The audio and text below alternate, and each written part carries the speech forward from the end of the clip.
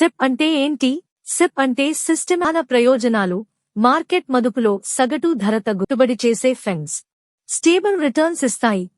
SBI blue chip fund, ICICI prudential blue chip fund long term లో ఉన్నతమైన లాభాలు అందిస్తాయి.